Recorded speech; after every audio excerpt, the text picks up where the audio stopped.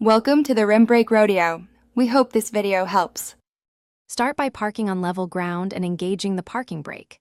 Disconnect the negative battery cable and wait 10 minutes before touching airbag circuits to allow capacitors to discharge. Gather tools: T25 and T30 Torx drivers, 10 mm and 7 mm sockets, a ratchet, extension, panel pry tools, and a flashlight.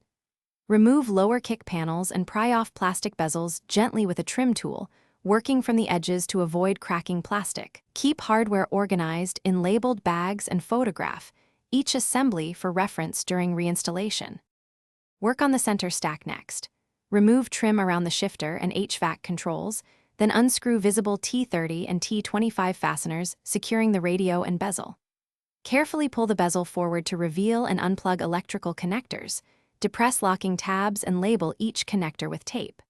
Open the glove box, remove the two 7 mm bolts at the bottom, and detach the glove box stop to lower the box and expose hidden dash bolts. Use a plastic puller to release clips and bag the fasteners by location to speed reassembly later.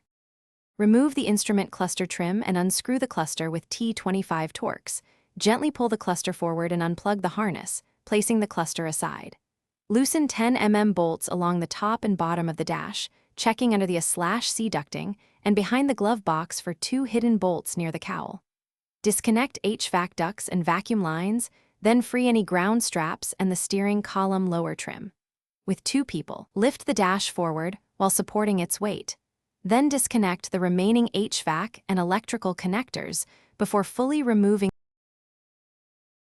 Thanks for watching. Consider subscribing if we helped you.